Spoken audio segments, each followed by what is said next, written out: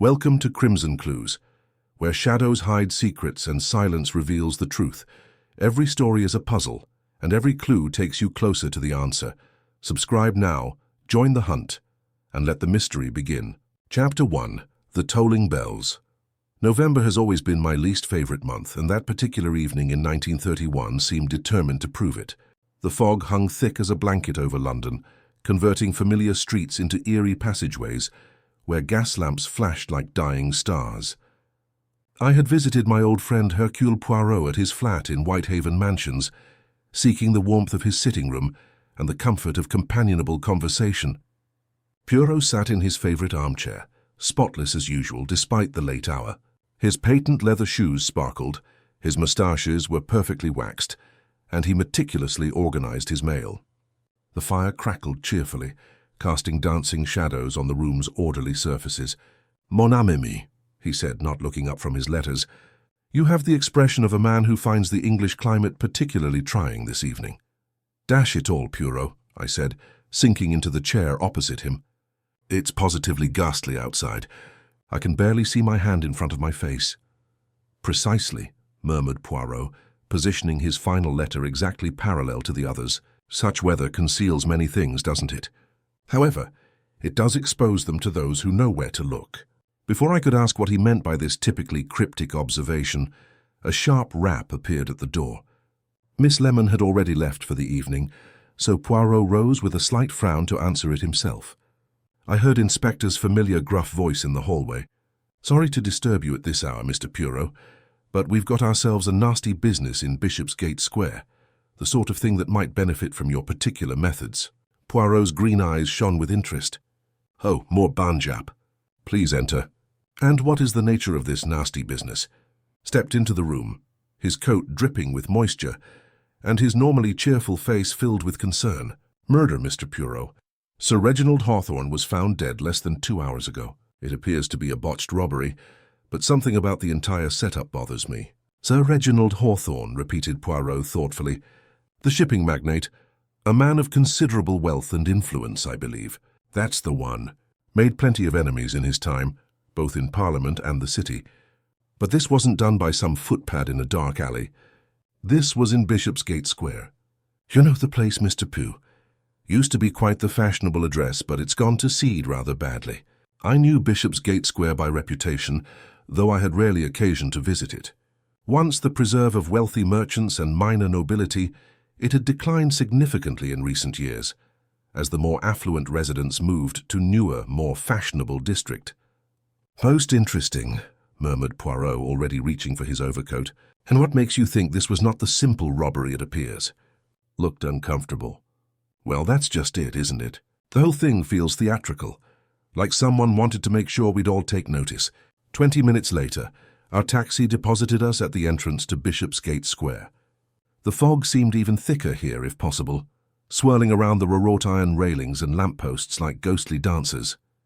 The square itself was a rectangular garden, surrounded by Georgian houses, their once proud facades now showing the unmistakable signs of gentle decay. Paint peeled from window frames, and several of the gas lamps had been extinguished, leaving pools of impenetrable darkness. At the center of the square stood an ancient church, its Norman tower rising into the fog like an accusing finger.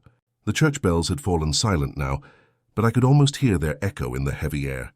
"There," said, pointing toward the ornate gates that marked the square's main entrance. Several constables stood guard, their bullseye lanterns casting eerie circles of yellow light. "That's where we found him." The body of Sir Reginald Hawthorne lay slumped against the iron bars, his silk hat fallen beside him, his silver-tipped walking cane lying at an odd angle near his feet. Even in the uncertain light, the dark stain across his waistcoat was unmistakable. He had been a large man, well-dressed and prosperous in appearance, though death had robbed him of any dignity he might have possessed in life. Poirot approached the scene with his characteristic careful steps, his keen eyes taking in every detail. He did not touch the body immediately, but stood for several minutes in silent contemplation, his head tilted slightly to one side. "The church bells," he said suddenly. "At what time did they toll?" "That's the odd thing," replied according to the residents. "They rang out at 23 minutes 10. Most unusual hour for church bells, wouldn't you say?" It was the sound that brought everyone out of their houses. That's when the body was discovered. Most suggestive, murmured Poirot. And the residents, they all heard these bells. Every last one of them. Queer thing is, the vicar says he didn't ring them. Claims the bell rope was tampered with somehow, though he can't explain how. As if summoned by our conversation, several figures began to emerge from the surrounding houses. First came a tall, elegant woman of perhaps 60, her silver hair perfectly coiffed despite the late hour, and her bearing unmistakably aristocratic. She wore a black velvet cloak that had seen better days, but still retained an air of quality. That's Lady Margaret Ashworth murmured to us. Lives at number 12. Been here longer than anyone, I'm told. Behind her came a nervous-looking gentleman with a medical bag clutched tightly in his hands, followed by a younger woman with dark hair and anxious eyes. Finally, a stocky man in working clothes approached, wringing a cloth cap between his hands. Each face, illuminated briefly by the constable's lanterns, bore the unmistakable stamp of secrets closely guarded. In the swirling fog and uncertain light, they seemed less like residents of a respectable London square than actors in some macabre theatrical production. Poirot straightened slowly, his gaze moving from the corpse to the assembled residents and back again. His expression was thoughtful, almost pleased, as though he had recognized the opening moves of a particularly challenging game of chess. Chapter 2: The Residents of the Square. The fog seemed to part reluctantly as the residents of Bishopsgate Square gathered around the scene of the crime. Perce, with his characteristic methodical approach, suggested that Inspector conduct the preliminary interviews in Lady Margaret's drawing room. Hers was the largest residence, and she appeared to be the acknowledged senior member of their small community.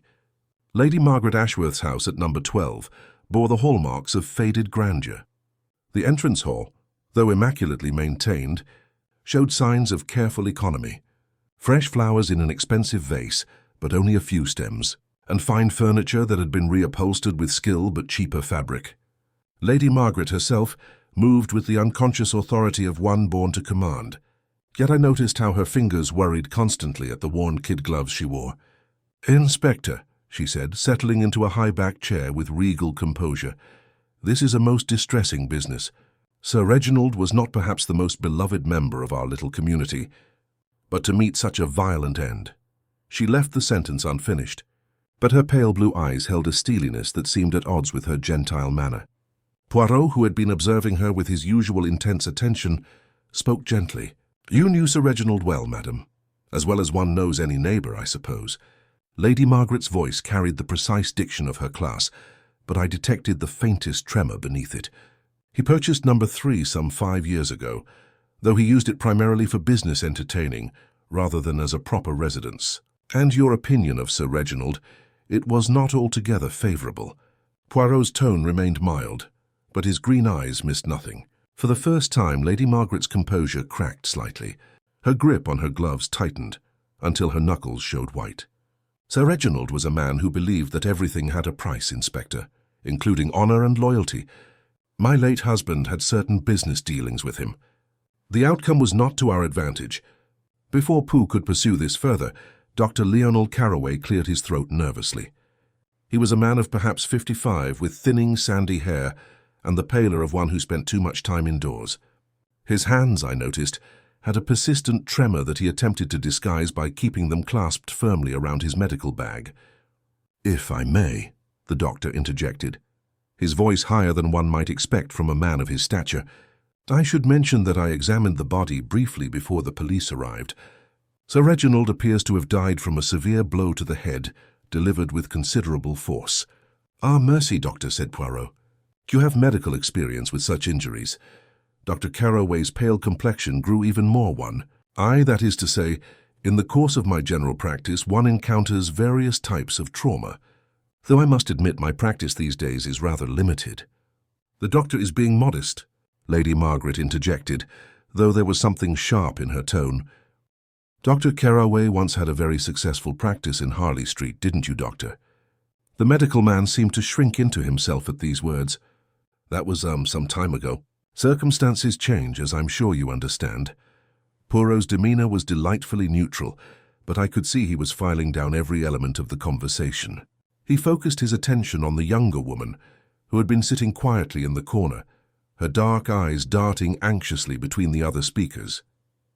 "And you are, Mademoiselle?" "Miss Beatrice Lyle," she replied in a scarcely audible whisper. She was perhaps 30 years old, and had the elegant but nondescript appearance of a governess or companion. Her black dress was well cut, but several seasons out of style, and she wore no jewelry except a simple locket at her throat. "I live at number 7. I am the governor of the Pemberton youngsters." Poirot questioned about the Petons' absence from tonight's party. Miss Lyle added that they are currently touring in the south of France. They delegated responsibility for the house to me while they were away. Her voice caught slightly as she continued. Sir Reginald was a frequent visitor to the Petenstons when they were in residence. Something about her demeanour suggested that Sir Reginald's visits had not been altogether unpleasant to her, though she appeared hesitant to elucidate. I noticed Poirot make one of his short mental notes. Finally, we approached Arthur Pike, the caretaker, who had been standing awkwardly by the door during the events. He was a sturdy, weather-beaten man of approximately 50, with calloused hands from working with tools and the polite demeanour of a lifetime servant. "Mr. Pike," Poirot greeted cordially, "how long have you been taking care of Bishopsgate Square?" "Going on 20 years, sir," Pike replied, his voice carrying the accent of London's East End. "Seen it through good times and bad. I have, although I must admit, sir, it has been more awful than good lately." "Your responsibilities include the maintenance of all properties." "That's correct, sir. Everything from replacing gas mantles to repairing roof tiles. I have keys to every house I own in case of an emergency." Pike's honest face darkened with worry. "That's why I don't understand how anyone got into the square tonight without my knowledge. I always finish my final rounds at 9, and everything was peaceful then. However, you revealed to Inspector that you had been working on Sir Reginald's walking cane this morning." Pike's face turned red. "Oh, that, sir?" "Yes, Sir Reginald brought it to me yesterday," answered the silver tip, which was operating loosely. "This morning I tightened it properly and polished it thoroughly. Beautiful piece of work. It was actual malacca, with a silver head sculpted like a lion's head, but I placed it propped against his front door around noon as he had requested." As Pike spoke, I noted how the other inhabitants avoided meeting his gaze. There was something in their collective demeanour that suggested they knew more about Arthur Pike's relationship with Sir Reginald than they wanted to disclose. Poirot thanked each of them in turn and suggested they retire for the evening, promising to come upon them individually the next day. As they filed out of Lady Margaret's drawing room, I was impressed by the weight of the secrets they appeared to be carrying. The fog outside had thinned slightly, but the atmosphere inside the house remained thick with unspoken tensions and closely guarded secrets. Once we were alone with Japuro, he stood calmly for several minutes with his egg-shaped head tilted in concentration. Finally, he stepped to the window and looked out at the square where the constables were still guarding the crime scene. The church bells had stayed silent since our arrival, yet oddly their mere silence sounded more ominous than their previous unexplained tolling. Chapter 3. Secrets in the Fog. Dawn broke grudgingly over Bishopsgate Square, the fog gradually dispersing to expose the true sorrow of its deterioration. What had been mysterious in the lamplight now appeared just shabby. Cracked pavement, flaking paint and windows that needed cleaning. However, in the pure morning air, Poirot appeared more attentive than ever, his eyes gleaming with the delight he expressed when given with a puzzle worthy of his attention. "Come, Hastings," he murmured, adjusting his gloves with mathematical accuracy. "The early light unveils many things that the darkness had concealed. We must re-examine the scene before visiting the residence." The body had been removed, but the chalk outline remained as a harsh reminder of Sir Reginald's brutal death. Poirot studied it for a few minutes before turning his attention to the church that dominated the square. The ancient building seemed to brood over the scene, its Norman tower casting a long shadow across the garden. "The bell's mon ami," Poirot mumbled, removing a small magnifying lens from his waistcoat pocket. The inspector claimed they were tampered with, most illuminating. The church was unlocked, which surprised the elderly vicar who emerged from the vestry as we entered. The Reverend Dr. Michaels was a thin, educated guy, with ink-stained fingers and a hazy demeanour that suggested he was more concerned with religious issues than earthly ones. He murmured, adjusting his spectacles while Poirot described our goal. The bells seemed to ring all by themselves. I was in my study, working on the sermon for next Sunday when I heard them. 23 minutes past 10, most strange hour indeed. Poirot studied the bell rope with meticulous care, running his fingers along its length and examining its mechanism. "Thus," he exclaimed abruptly, his voice full of joy, "regarding Hastings, someone has attached a little gadget here. Quite ingenious. A delayed mechanism that would set the bells to ring at a certain period. The device was so little and cleverly disguised that I could have easily overlooked it. It appeared to be fashioned from clock parts and fine wire, the sort of device that would require both mechanical knowledge and tremendous patience to make." Pooh said, "Who among your parishioners would have such expertise?" Dr. Michaels appears troubled. Mr. Pike, the caretaker, has always been good with mechanical things, but you wouldn't expect it, given that Arthur Pike has been a pillar of our small community."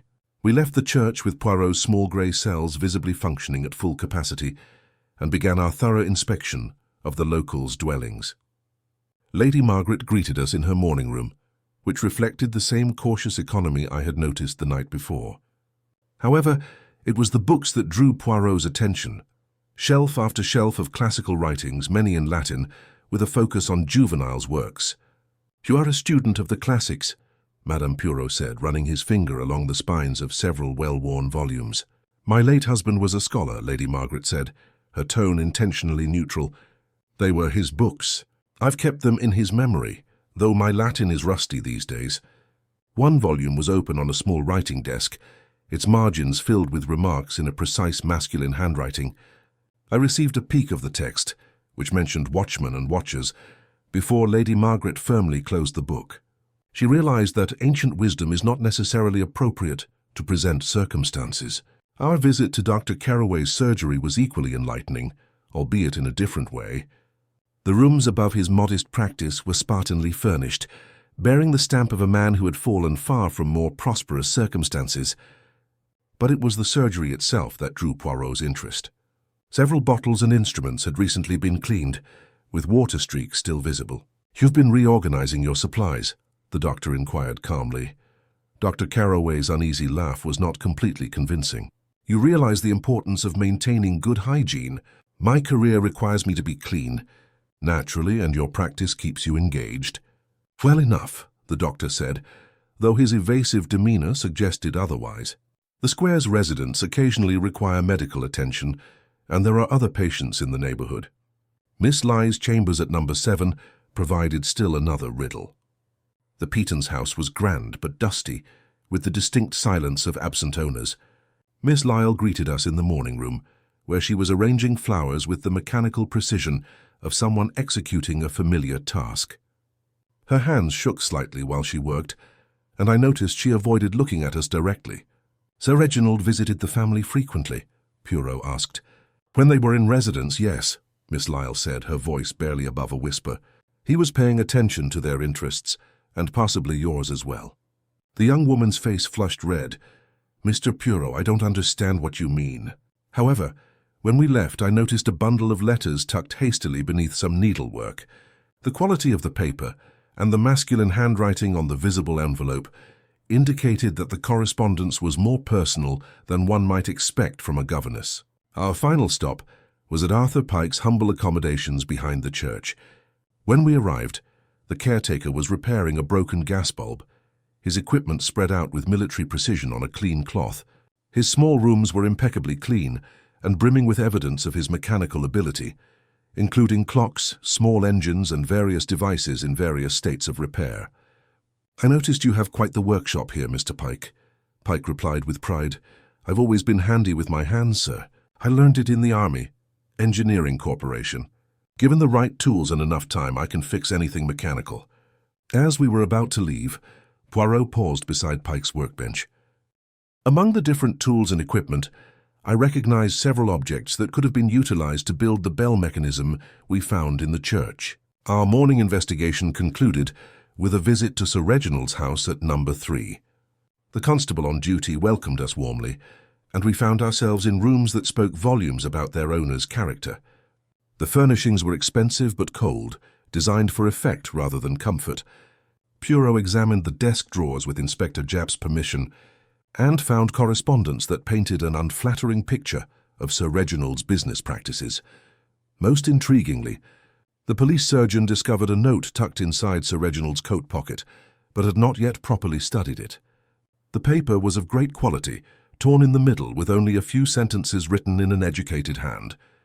"We cannot allow this deception to continue. The residents should be alerted." Poirot appeared to be buried in concentration as we strolled back across the square in the early morning light. The fog had completely cleared, revealing the full depth of the square's collapse. Several residences were abandoned with their windows boarded up, while others exhibited traces of multiple occupancy by occupants in very dire situations. The ancient church bells remained silent, their temporary mechanism broken, but their previous impossible tolling appeared to resonate in the fresh November air. Chapter 4. The Caretaker's Tale. The afternoon brought Inspector to Poirot's flat, where his normally pleasant mood had been replaced by the grim pleasure of a man who feels he has solved a mystery. I was rereading my notes from our morning trip, attempting to make sense of the different threads we had discovered, when Japp's presence interrupted my thoughts. "Well, Mr. Poirot," he said, sinking his substantial bulk onto the chair opposite my companion, "I think we may have found our man. This is Pike, the caregiver." Poirot, who had been meticulously organizing his morning correspondence, looked up with a mild interest. "Indeed, Mong Japp, and what has led you to this conclusion?" "Everything points to him," he said, taking out his notebook. "He had an opportunity. Every house has keys, and everyone's schedule is as predictable as clockwork. He had the means. That workshop of his could have easily constructed the bell mechanism, and he handled the murder weapon that morning. And as for the motive, there was a dramatic pause. Here's when things become interesting." I found myself leaning forward, swept up despite myself in Japp. The inspector had always been a competent cop, albeit perhaps lacking Poirot's subtle psychological understanding. "We've been making inquiries," the speaker continued, "and it turns out that Mr. Pike is not the straightforward, honest workman he claims to be. He was court-martialed 20 years ago by His Majesty's army. Embezzlement, if you will. Caught taking from the officers' mess fund." "Most illuminating," whispered Poole, though his tone suggested anything less than perfect conviction. "And this connects to Sir Reginald, so that's the beauty of it," said his satisfaction clear. Sir Reginald was aware that he had a file on Pike dating back years. "It appears that our shipping mogul has made it his business to learn difficult truths about people. Pike has been living in fear that his history will be disclosed and jeopardize his position here." The theory had compelling logic. I had to admit that Pike possessed the mechanical skills required to build the bell mechanism, and his access to the square was unquestionable. Furthermore, when viewed through the perspective of blackmail and desperation, his uncomfortable behavior during our interviews took on a dangerous new dimension. "You have questioned Mr. Pike about this?" Poe inquired. "I brought him in this morning, as confirmed. He was also in good health. I nearly fainted when I mentioned the court-martial. He started talking about how Sir Reginald had been bleeding him dry for months. Small amounts, mind you, but sufficient to injure a man in Pike's situation." I could see the scene very clearly. Pike, with his honest face and working-class pride, was confronted with the shame of his military disgrace and the subsequent systemic exploitation. It was the type of situation that may push a decent guy to extreme actions. Poirot inquired about his account of the evening in question, which said he was in his apartments from 8 p.m. onward, but he had no one to attest for him. He claims to have been working on clockwork for Lady Margaret, fixing a mantel clock, but she denies having asked him to do so. This detail struck me as especially damning. Pike had proven mechanical expertise a poor alibi, and now a direct contradiction to Lady Margaret's account. The case appeared to be growing against him with inexorable logic. We discovered something more too, adding a small paper packet from his coat. This was hidden in Pike's workshop under some tools. "Do you recognize the paper, Mr. Poirot?" Even from across the room, I could see that the paper matched the torn portion found in Sir Reginald's coat pocket. High quality, with a distinguishing watermark and the same precise handwriting we had seen earlier.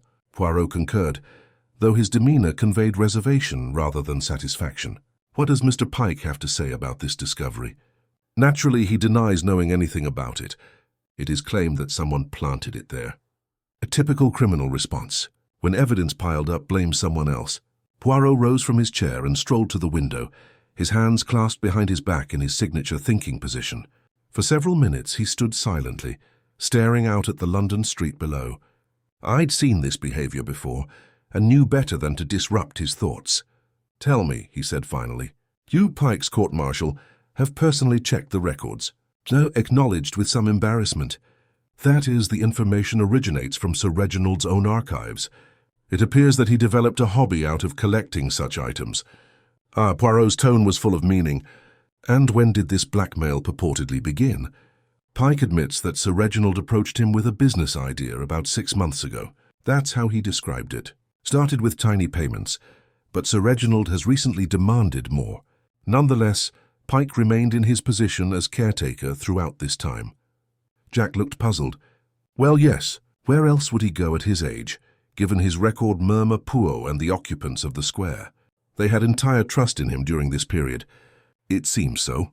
Lady Margaret, in particular, speaks highly of him. Says he's been essential, especially since her circumstances become decreased. I could tell Poirot was building up to something, but what it was remained a mystery." His questioning threatened to undermine the very case that appeared so strong against Pike, yet I couldn't understand his rationale. "One final question, mon ami," Poirot said, turning back to face. "This mantel clock that Pike claims to have been repairing, did you examine it?" "No, not specifically. Lady Margaret claimed she had not asked him to repair anything, so I assumed." Poirot carefully observed the assumptions. "They are the source of all blunders, aren't they?" Japp's face flushed slightly at this kind scolding. "Are you implying that Pike might be speaking the truth regarding the clock?" "Mornborn, I advise that we verify all information before drawing any conclusions. Perhaps a visit to Lady Margaret's drawing room might be informative." As we prepared to return to Bishopsgate Square, I was unsure what to think. The evidence against Pike was overwhelming. Means, motives, and opportunities are all well defined. However, Poirot's delicate questioning had introduced aspects of doubt that I couldn't completely disregard. In my experience, when Hercule Poirot began asking seemingly harmless questions about nuances that others had noticed, it usually indicated that the obvious solution was far from correct. As our taxi approached the square, the fog began to thicken again, and despite the early hour, the gas lighting had already been lighted. In the flickering light, the houses appeared to gather together like conspirators swapping secrets, with the ancient church tower looming over them all like a quiet, disapproving judge. Chapter 5. Heart-related issues. Our journey to Bishopsgate Square was delayed by an unexpected arrival at Poirot's flat. A Miss Beatrice Lyle waited in the corridor, her dark coat moist from the gathering fog, and her face pale with apparent distress. Miss Lemon had admitted her reluctantly, for it was well past the usual hours for social calls.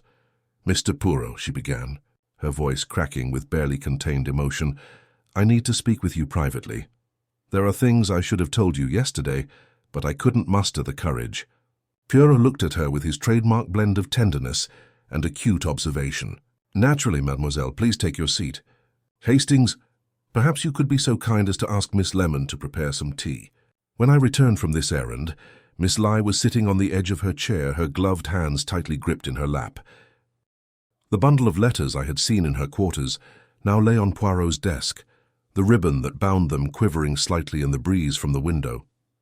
"I need to tell you about Sir Reginald and myself," she continued just above a whisper.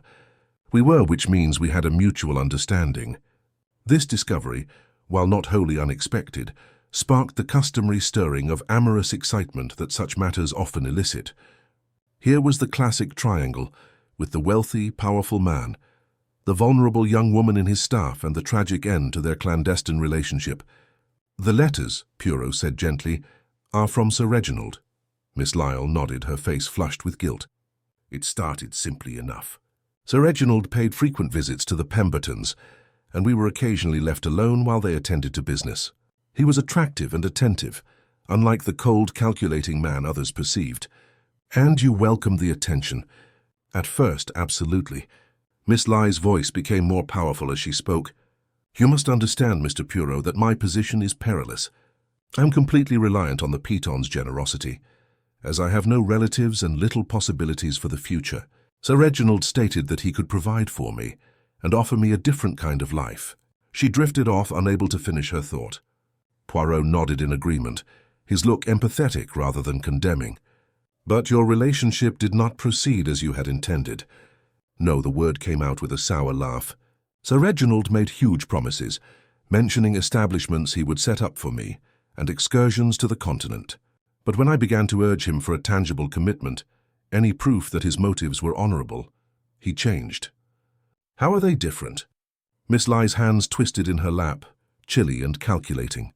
"He made it plain that I was only to be a temporary distraction, that his wife and social standing were far too essential to jeopardize for someone of my status."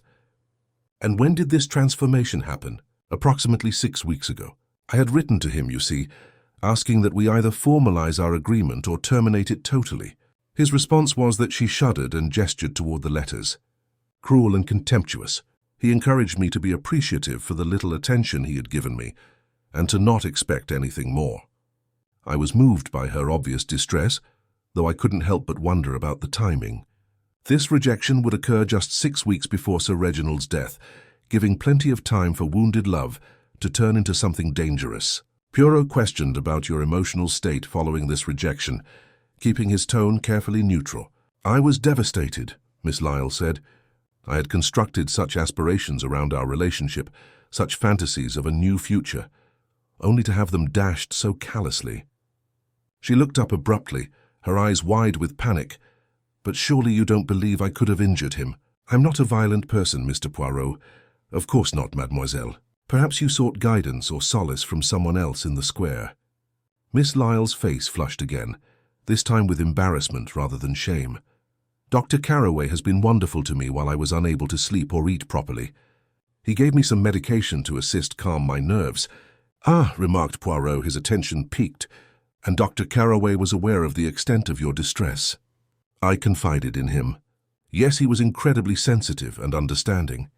He claimed that men like Sir Reginald saw women in my class as little more than objects for their entertainment. This knowledge put the worried doctor in a different light. His obvious medical competence, mixed with amorous sentiments for Miss Lyle and first-hand knowledge of her mistreatment, presented even another plausible reason for murder." "Did Dr. Carroway ever recommend taking immediate action against Sir Reginald?" "Oh no," Miss Lyle objected instantly. "He is far too nice a person for such thinking. He simply listened and offered whatever medical comfort he could." Poirot sat quietly after Miss Lyle had left. The letters spread before him on his desk. I took the liberty of scrutinizing them more attentively and saw that they were just as she had described, beginning with passionate affirmations and ending with icy dismissal.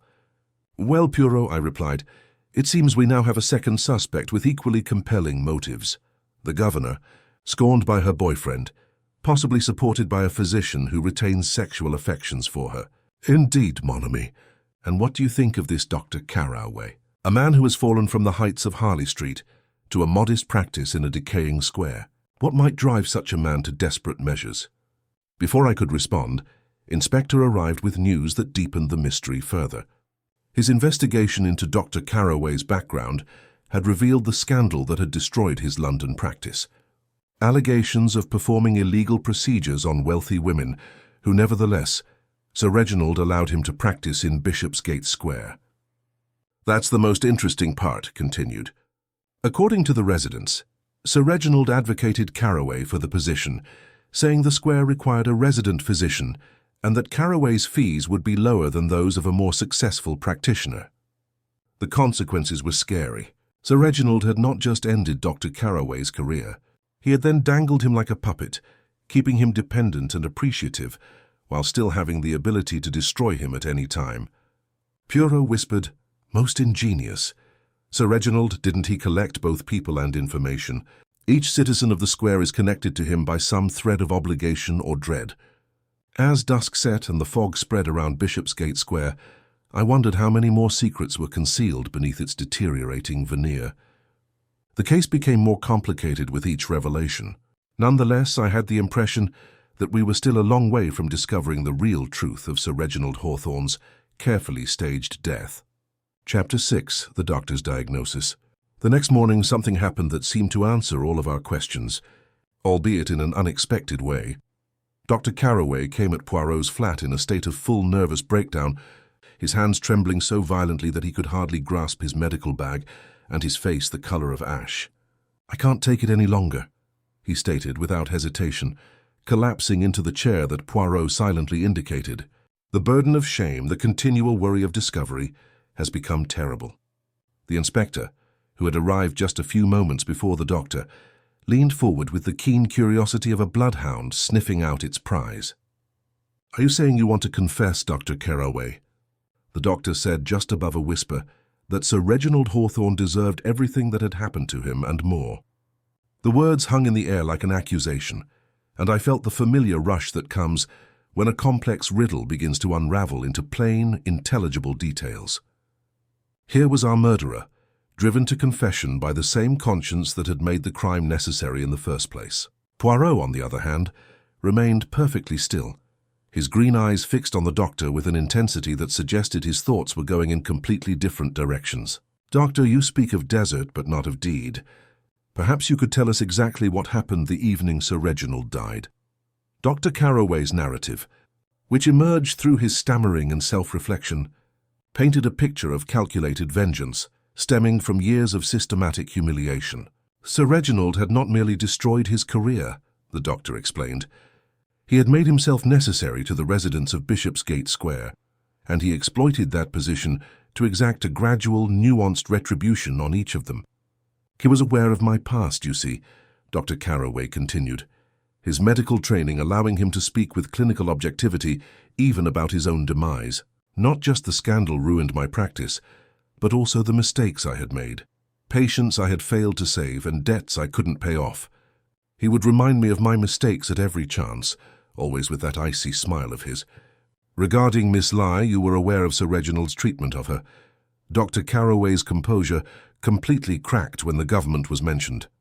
"That innocent child," he said, his voice breaking, "to exploit her, to raise her hopes only to dash them for his own amusement. It was unconscionable. When she came to me in such distress, and I saw what his cruelty had done to her, you decided that Sir Reginald must pay for his crimes." "I decided," Dr. Carroway said abruptly, "that the world would be a better place without him." The confession that followed appeared to address every question that had been bothering us. Dr. Carroway described how he used his medical knowledge to determine the exact force and angle required to deliver a fatal blow, how his frequent house calls provided him with intimate knowledge of every resident's routine, and how his access to medications enabled him to ensure Sir Reginald was in the right place at the right time. "I agreed to meet him at the gates under the pretense of discussing Miss Lye's condition," he explained. "I told him that I thought she was becoming dangerously unstable, and that if her situation wasn't handled carefully, she might do something rash. He came, of course, not out of concern for her well-being, but because he enjoyed having control over her fate and the church bells. It is a simple matter of mechanical timing. I had studied the mechanism during my visits to comfort the elderly parishioners. A small device easily constructed and concealed, designed to create the impression that the murder had occurred at a specific moment when all residents would have alibis." Inspector was writing furiously in his notebook, clearly satisfied that the case was now closed. The doctor's confession covered every aspect of the crime, from motive through method to opportunity. Even I found myself convinced by the logic of it all. The physician's intimate knowledge of anatomy, his access to the square, his obvious distress over Miss Lye's treatment. Yet Poirot remained silent throughout this recitation, his expression thoughtful rather than triumphant, when Dr. Carroway finally concluded his confession with a formal request to be taken into custody. Poirot held up one small, perfectly manicured hand. "Momo, Doctor, your account is most thorough, most convincing in its details. Yet there are one or two small points that puzzle me." Dr. Carroway looked up sharply, his face showing a flicker of something that might have been relief rather than concern. "What points, Mr. Poirot?" "The matter of the Latin message, for instance. Chris Custodiet's Custard mentioned this detail in your confession. That is to say, I thought it appropriate a commentary on Sir Reginald's character, his assumption that he could act as judge and jury over others with impunity." "Oh, yes, and your knowledge of Latin, it is extensive." For the first time, Dr. Carroway hesitated. "I had the usual classical education, of course. Public school, you understand, of course. Yet this particular quotation from juvenile satires, I believe it requires rather more than a usual classical education to recall with such precision, does it not? I watched as uncertainty crept across the doctor's features. His hands, which had been steady during his confession, began to tremble once more. And then there is the matter of the bell mechanism, Poirot continued gently. Most ingenious, as I mentioned to Hastings, yet the construction required not merely mechanical knowledge, but quite specific expertise in clockwork timing mechanisms. Your medical training, excellent though it doubtless was, would hardly have prepared you for such precise mechanical work. Dr. Carroway's face had grown pale again, but this time with a different sort of distress. I had help. That is to say, I consulted with someone more knowledgeable about such matters. Indeed, and this someone they were willing accomplices to murder. The question hung in the air unanswered, and I began to sense that Poirot's gentle probing had revealed fundamental flaws in what had seemed like a perfect confession. The doctor's obvious genuine distress over Miss Ly's treatment, his intimate knowledge of Sir Reginald's cruelty, his clear capability for the medical aspects of the crime, all these were undoubtedly real, yet the mechanical precision of the murder, the classical scholarship of the Latin message, the perfect timing that had brought all residents to witness the discovery, these suggested a different sort of mind entirely. As the afternoon light faded outside Pooh's windows, I realized that we were no closer to the truth than we had been at the beginning, despite having heard two separate confessions. Indeed, the very willingness of both Pike and Dr. Carroway to accept guilt for the crime suggested that the real murderer remained not only undetected, but perhaps unsuspected by all, save Hercule himself. Chapter 7. The Watchman's Watch. The gathering in Lady Margaret's drawing-room that evening possessed all the theatrical quality that Poirot so relished in his final revelations. The residents of Bishopsgate Square sat in the same chairs they had occupied on that first night. But now the atmosphere crackled with tension rather than mere curiosity. Dr. Carroway appeared haggarded from his earlier confession, while Arthur Pike sat with the stoic resignation of a man who believed his fate already sealed. Inspector had initially protested the necessity of this assembly, arguing that Dr. Carroway's confession had resolved the matter satisfactorily. Yet something in Poirot's manner had convinced him to humor my friend's theatrical instincts one final time.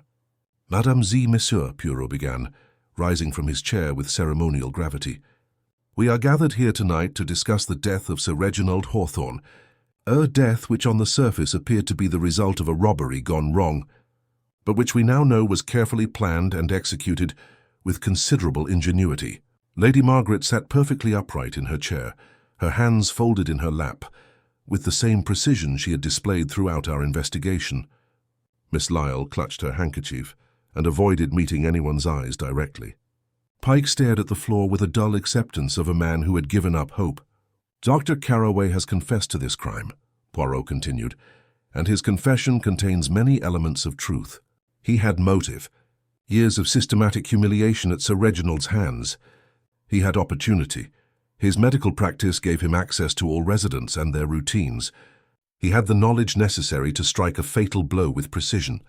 Dr. Carroway shifted uncomfortably in his chair, but said nothing. His earlier breakdown had left him drained, and he seemed to be waiting for the inevitable conclusion with weary resignation.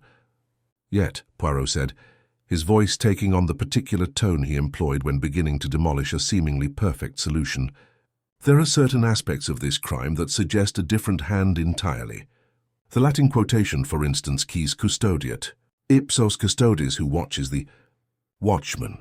Now this is not merely a classical reference, but a very specific one, requiring intimate familiarity with juveniles. Work, he moved to Lady Margaret's bookshelf, and withdrew the volume of Juvenile we had observed during our earlier visit.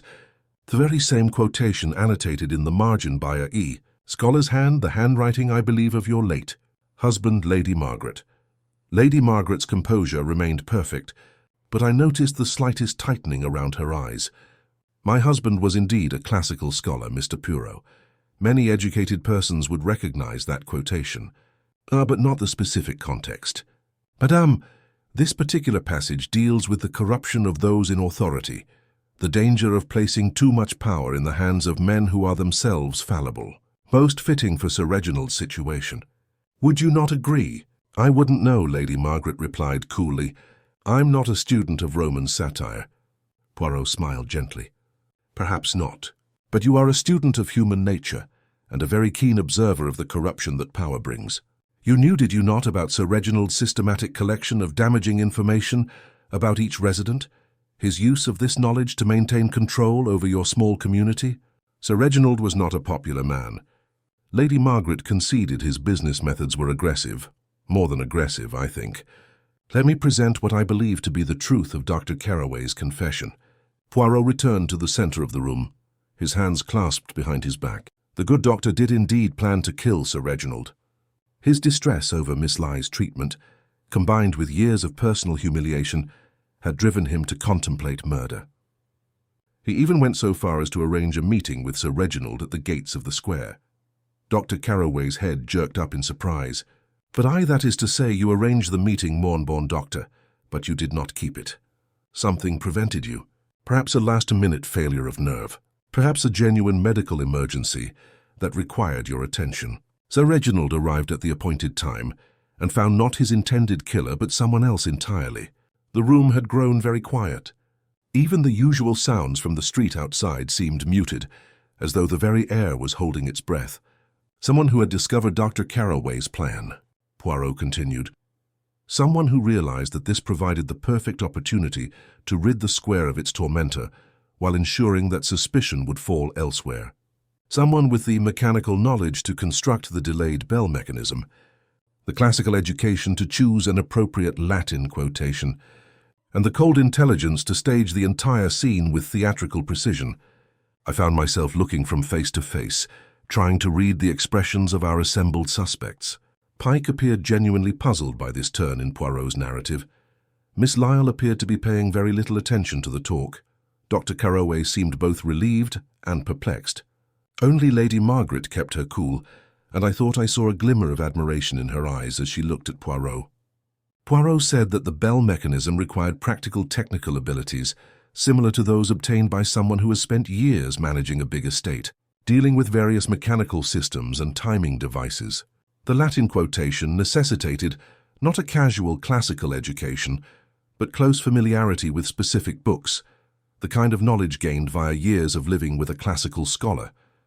He waited, letting the implications to hang over the room like a shroud. Most essential, this crime required something that neither Dr. Carroway nor Mr. Pike fully understood: Sir Reginald's genuine aspirations for Bishopsgate Square.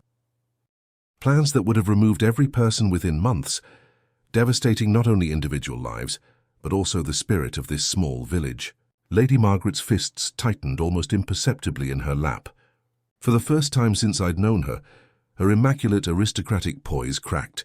The ancient home appeared to settle over us with a sigh, its old timbers creaking in the evening wind, while outside, the fog pressed against the windows like interested spectators, anxious to witness the concluding act of our domestic tragedy. Chapter 8, The Last Toll. "Lady Margaret Ashworth," Poirot stated calmly, his voice full of perfect certainty, "you assassinated Sir Reginald Hawthorne." The words fell into the drawing-room silence like stones into still water, sending shockwaves through each listener. Miss Lyle gasped aloud, her handkerchief pressed to her lips. Dr. Carroway stared in perplexity, while Arthur Pike's honest expression indicated complete incomprehension. Only Lady Margaret remained undisturbed, her aristocratic features as firm as marble. For a long time she looked at Poirot with what appeared to be approval, as if appreciating a worthy opponent who had played the game according to the rules.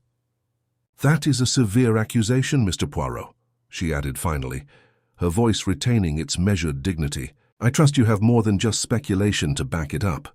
"Yes, I do, madam." "Should I present the evidence? First, let's talk about knowledge. You, alone among the residents, were fully aware of Sir Reginald's plan to sell the square's properties to foreign investors. Your late husband's business documents, scrupulously kept in your study, including detailed communication about these transactions. Poirot went to Lady Margaret's writing desk and retrieved numerous documents that had been hidden behind other papers. Sir Reginald intended to ruin the entire essence of Bishopsgate Square, rather than just displacing a few residents. The buyers he had discovered planned to demolish these old homes and install contemporary commercial structures. Inspector moved forward to scrutinize the papers, his countenance growing more serious. "Good Lord," he murmured. "The whole square was to be raised within 6 months." "Precisely. Lady Margaret found this through her husband's previous business contacts. Sir Reginald had involved her late husband in the early negotiations years ago before his death, when she discovered the depth of the betrayal. She was aware that judicial remedies would be insufficient and far too slow. Lady Margaret's serenity finally revealed symptoms of wear. "My husband trusted Sir Reginald," she replied, her voice containing the first indication of emotion I'd heard from her. "They'd been pals since university. When Harold died, I assumed that friendship would provide some safety for his widow. But Sir Reginald viewed your vulnerability as an opportunity," Poirot noted softly. "He expedited his preparations, since he knew you lacked the resources to successfully resist him using traditional tactics." "You speak of motive, Mr. Poirot," Lady Margaret remarked, regaining her balance. "But certainly this is insufficient for such an accusation. But there's so much more, madame. The technical expertise required for the bell mechanism.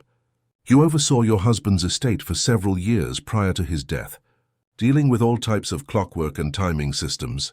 The groundskeeper's records, which Inspector kindly reviewed, show that you supervised countless repairs to estate clocks and mechanical devices." Poirot pulled a little notebook from his waistcoat pocket. "Then there's the Latin quotation. Not only did you have your husband's annotated juvenile, but the section you chose demonstrates a deep understanding of the text's context. 'Who is watching the watchman?' A wonderful remark on Sir Reginald's belief that he could serve as arbitrator of everyone's fate without supervision." Lady Margaret protested, but her voice lacked conviction. "Perhaps, but the high-quality paper on which it was written, with a clear watermark, complemented well with the stationery on your writing desk.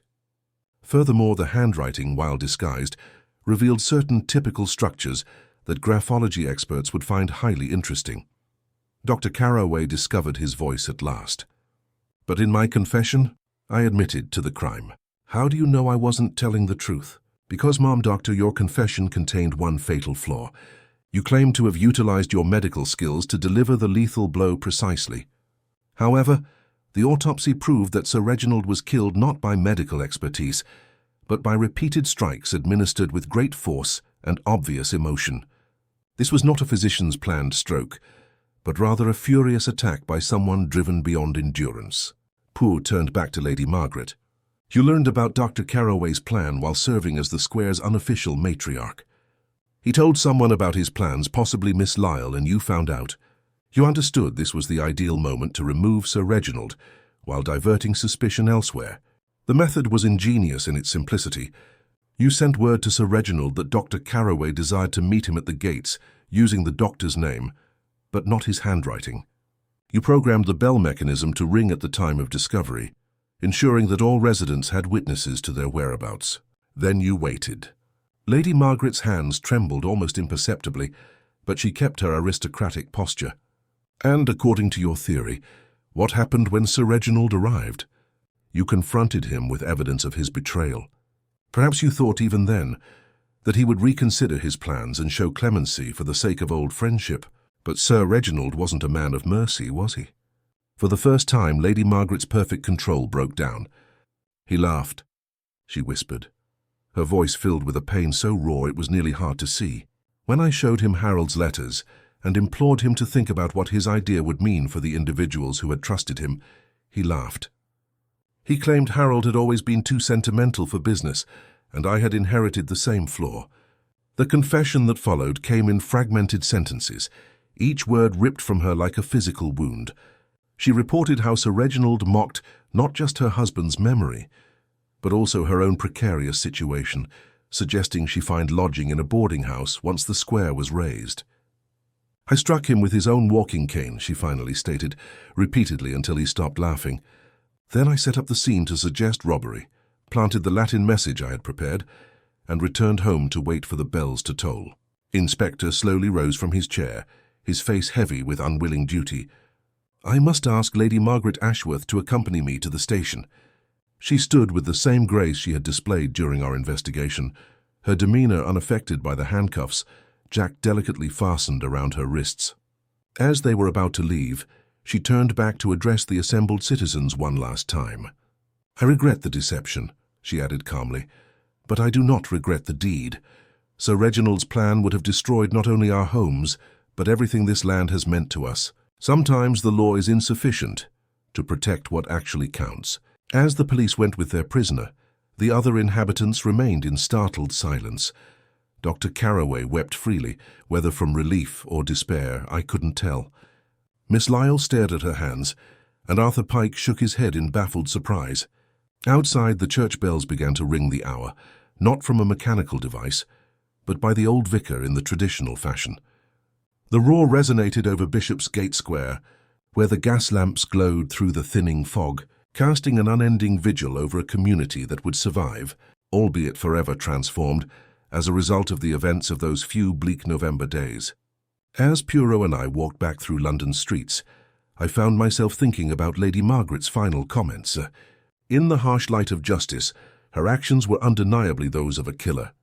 However, in the warm glow of human understanding, they appeared to be those of a protector who had chosen the only path possible to safeguard something valuable and irreplaceable.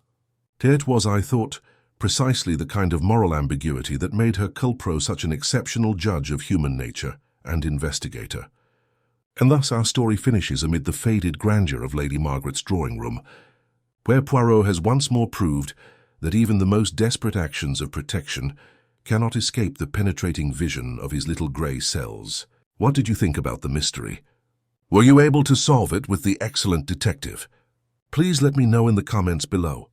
I would love to hear your opinions and theories on this episode. If you loved this story, please like the video and subscribe for more detective stories. Your support allows me to continue bringing these secrets to life. Until next time, keep your mind sharp and your curiosity piqued.